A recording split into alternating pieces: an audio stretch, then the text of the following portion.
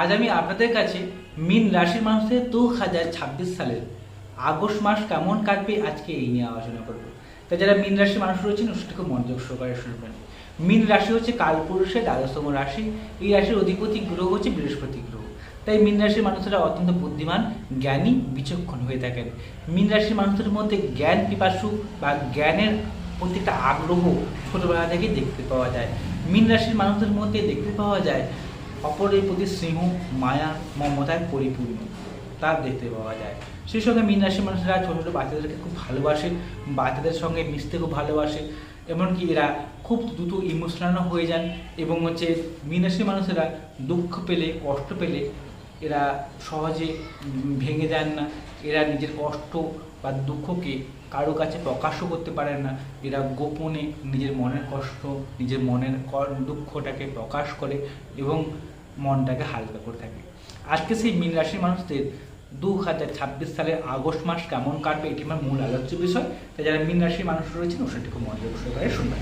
নমস্কার, আমি অ্যাস্ট্রোলজার প্রণবাচার্য। আপনারা দেখছেন অ্যাস্ট্রোলজার বেঙ্গলি।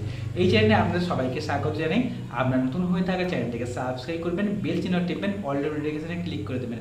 এর ফলে আমার প্রত্যেকটি ভিডিও আপলোড করা মাত্রই আপনারা সবার আগে নোটিফিকেশনটি পেয়ে যাবেন।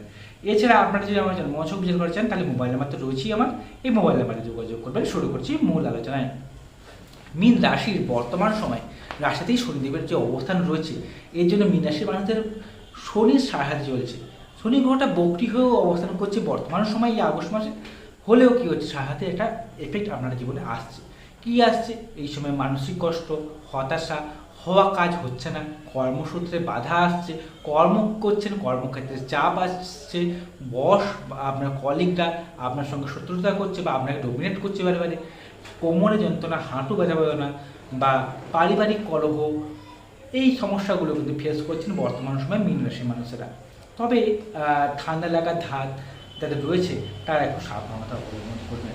তবে ঠান্ডা চলাকালীন সময়েও অনেকে ভালো ফলাফল পেয়ে থাকে। কারা পায় ভালো ফলাফল? যারা ঠাকুরের নামগান করেন, ঈশ্বরের প্রতি ভক্তিতা রাখেন, যারা গুরুজনদের শ্রদ্ধা, সম্মান, ভক্তি করেন, যারা দুস্থ মানুষদের সেবা যত্ন করেন, তারা কিন্তু ভালো ফলাফল পায় এই সাহায্য চলাকালীন সময়। আর এই সাহায্য চলাকালীন সময়ে আপনি যদি সৎভাবে থাকেন, দুস্থ মানুষের সেবা যত্ন করেন, সেই সঙ্গে কর্মক্ষেত্রে লেগে থাকেন, পরিশ্রমী হন, তাহলে কিন্তু সাহায্যে যাওয়ার সময় কিন্তু শনিদেব কিন্তু ভালো ফলাফল দিয়ে থাকে। এই নিয়ে আমি ভিডিও অলরেডি আপলোডও করেছি, না দেখে থাকলে ভিডিওগুলো দেখে নেবেন। রাশিতেই শনি থাকার জন্য এই সমস্যাগুলো তো আপনাকে ফেস করতে হচ্ছে বর্তমান সময়, তাই আমি আর বাড়ির রেসিপি হিসেবে বলছি না, এটা মাথায় রাখবেন। এর মধ্যে থেকেও কী কী শুভ বা ভালো ফলাফল পাবেন তা আমি বলছি এক করে। এবারে রাশির যে অধিপতি বৃহস্পতি গ্রহ, এই বৃহস্পতি গ্রহ আপনাদের আবার দশম ভাবের অধিপতি, কর্মাধিপতিও বটে। তিনি অবস্থান করছেন পঞ্চম ভাবের সুতঙ্গী হয়ে। খুব ভালো এটি। এর ফলে আপনাদের মন মানসিকতা ভালো থাকবে এবং যে কোনো জায়গায় উদ্যমও থাকছে। সেই সঙ্গে সন্তানের যারা ইচ্ছুক রয়েছেন তাদের জন্য সময়টা ভালো। সন্তান সঙ্গে সম্পর্ক আছে, এই সময়টা ভালো থাকবে। পারিবারিক কলহ কিছুটা হলেও কমলেও এই সময় আপনাদের কিন্তু জ্ঞান পিপাসু করাবে আপনাকে। কোনো কিছু জিনিস জানবো, কোনো কিছু জিনিস শিখবো, এই মেন্টালিটি আপনাদের জীবনে কাজ করবে। যারা টিউশনি পড়ান, শিক্ষকতা করেন, যারা অ্যাডভাইসমূলক কাজের সঙ্গে যুক্ত রয়েছেন তাদের জন্য এই মাসটা অত্যন্ত শুভ বা ভালো মাস। আপনার সুপ্ত জ্ঞান, সুপ্ত প্রতিভা এই মাসে কিন্তু বিকাশ হবে। আপনাকে ট্যালেন্টেড করাবে, এমনকি আপনাকে জ্ঞান পিপাসু করাবে।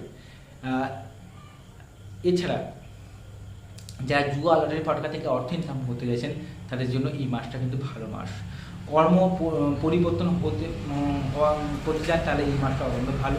কর্মক্ষেত্রে উন্নতি, কর্মক্ষেত্রে সাফল্য কিছুটা হলেও আপনাকে দিবে। সেই সঙ্গে সামাজিক পরিচিতি বাড়বে, সমাজে আপনার নাম ফেম বৃদ্ধি পেতে পারে এই মাসে। দ্বিতীয়পতি এবং একাদশতম নবম ভাবের অধিপতি গ্রহ, দ্বিতীয়পতি ও নবমপতি গ্রহ হচ্ছে মঙ্গলদেব। সেই মঙ্গলদেব অবস্থান করছে রাশি সাপেক্ষে পঞ্চমতম ভাবে, চৌথভাবে মঙ্গল গ্রহের অবস্থানকে এক প্রকার মাঙ্গলিক যোগ বলা হয়ে থাকে। এবার দেখতে হবে ন্যাটাল চার্ট, যেটা আপনার জন্মছকের বাড়িতে যেটা রয়েছে, সেখানে দেখতে হবে আপনার আমি মাঙ্গলিক জাতক কিংবা জাতিকা কিনা। এবারে আপনি মনে করুন মাঙ্গলিক জাতক বা জাতিকা, সেই সঙ্গে বর্তমান সময় মঙ্গল গ্রহের দশা চলছে, তাহলে এই মাঙ্গলিক যুগটা আরও বেশি অ্যাক্টিভ হচ্ছে। এর ফলে দাম্পত্য কলহ, স্বামী স্ত্রীর মধ্যে অশান্তি, পারিবারিক কলহ, পারিবারিক সুখের একটা অভাব, এটাও দেখতে পাওয়া যাবে। তবে 2 চাকার গাড়ি, 4 চাকার যানবাহন যদি কিনতে চান তাহলে এই সময়টা অত্যন্ত ভালো সময়। কর্ম জীবনের সাকসেস, কর্মক্ষেত্রে সাফল্য এনে দেবে, স্বাধীন চেতা মানসিকতা বৃদ্ধি পাবে এই মাসে। তৃতীয়পতি এবং আপনাদের অষ্টমভাবের অধিপতি গ্রহ হচ্ছে শুক্রদেব, তিনি অবস্থান করছেন সপ্তমভাবে নিজস্থ হয়ে। তবে শুক্র গ্রহ অষ্টমপতি হয়ে সপ্তমভাবে থাকার জন্য এই মাসে কিন্তু দাম্পত্য কলহ, স্বামী স্ত্রীর মধ্যে অশান্তি, কোনো না কোনো কারণকে কেন্দ্র করে, সাধারণ কারণকে কেন্দ্র করে স্বামী স্ত্রীর মধ্যে গণ্ডগোল, স্বামী স্ত্রীর মধ্যে ভুল বুঝাবুঝি প্রচুর পরিমাণে ফেস করছেন মীন রাশির মানুষেরা। এটা আপনাকে মানতেই হবে। তবে এই মাসে কিন্তু যারা বিবাহ করতে ইচ্ছুক তাদের বিবাহের যোগাযোগগুলো আসবে। চলতি এর মধ্যে যারা রয়েছেন প্রেমের যোগাযোগও আসছে, প্রেমের প্রস্তাব দেওয়ার জন্য এই মাসটা ভালো। তবে দাম্পত্য কলহ, অশান্তি, সমস্যা এগুলোও কিন্তু আপনাকে ফেস করতে হবে। যদি আপনি মহিলা হয়ে থাকেন গাইনো ওরিয়েন্টেড কোনো সমস্যা ফেস করবেন। এছাড়া কিডনি, লিভার নিয়ে সমস্যা হওয়া, সুগারের সমস্যা হওয়া, হাই প্রেশারের সমস্যা এগুলোও কিন্তু আপনাকে ফেস করতে হবে যদি আপনার মীন রাশি বা লগ্ন হয়ে থাকে। চতুর্থ ভাবের অধিপতি এবং সপ্তম ভাবের অধিপতি গ্রহ হচ্ছে বুধদেব, তিনি চতুর্থ ভাব এবং পঞ্চম ভাব দুটো রাশিতেই গোচর করছে। এর ফলে কিন্তু পারিবারিক সুখ নিয়ে একটা সমস্যা হওয়া, শুধু তাই নয়, দাম্পত্য জীবনে কলহ, সমস্যা, নার্ভের সমস্যা এগুলো কিন্তু ফেস করতে হবে। তবে এক কথায় বলতে গেলে বুধের যে গোচরটা আপনার জন্য শুভ নয়। নার্ভের সমস্যা, স্কিনের সমস্যা, চর্মরোগ বা ত্বকের জনিত কোনো সমস্যা এগুলোও কিন্তু আপনাকে ফেস করতে হবে। কোনো জায়গায় বুদ্ধি দিয়ে কোনো কাজ করতে গেলে সেখানে একটা সমস্যা আসছে, বা মিসকমিউনিকেশন হয়ে যাওয়া কোনো মানুষের সাথে, সেখান থেকে সমস্যা ক্রিয়েট হতে পারে। এগুলো কিন্তু সাবধানতা অবলম্বন করবেন যদি আপনার মীন রাশি হয়ে থাকে। ষষ্ঠ ভাবের অধিপতি রবিদেব, তিনি অবস্থান করছেন পঞ্চম ভাবে এবং আগামী 16ই আগস্টের পর থেকে তিনি অবস্থান করবেন ষষ্ঠভাবে। এর ফলে শত্রু নাশ হবে, যে কোনো প্রতিযোগিতামূলক পরীক্ষা আপনাকে জয়লাভে সাহায্য করবে।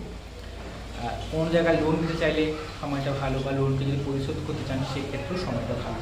তবে ষষ্ঠভাবে কেতুর মতো গ্রহের অবস্থান থাকার জন্য এই সময় আপনাদের কোনো পোকামাকড় দ্বারা দংশন হওয়া, কুকুরের দ্বারা আক্রান্ত হওয়া, বা ছোটো ছোটো প্রাণী দ্বারা আক্রান্ত হওয়ার ভয় রয়েছে। আইনি ঝামেলা, মামলা মোকদ্দমা জড়িয়ে পড়তে পারেন, এই দিক থেকে সাবধানতা অবলম্বন করবেন। শত্রুর অবশ্য নাশ হবে, শত্রুর উপর বিজয় পেতে আপনাকে সাহায্য করবে। শরীরের নিচের অংশ অর্থাৎ কোমরের নিচের অংশে কোনো আঘাত লাগা বা ওই অঙ্গের কোনো সমস্যাকে নির্দেশ করছে এই মাসে। দশমপতি এবং একাদশম ভাবের অধিপতি শনিদেব রাশিতে অবস্থান করার জন্য কর্মপ্রাপ্তি হওয়া, বা কর্মক্ষেত্রে সাফল্য লাভ, বা কর্মক্ষেত্রে ঝুট ঝামেলা থাকলে সেগুলো মিটে যাবে। তবে কর্মক্ষেত্রে চাপ বা প্রেশার থাকছে, কর্মপ্রাপ্তি হতে পারে অনেকের, এটাও কিন্তু ভালো দিক। তবে দ্বাদশভাবে রাহু অবস্থান করছে, রাহু দ্বাদশভাবে থাকার জন্য এই সময় কিন্তু ব্যয় বৃদ্ধি পাবে।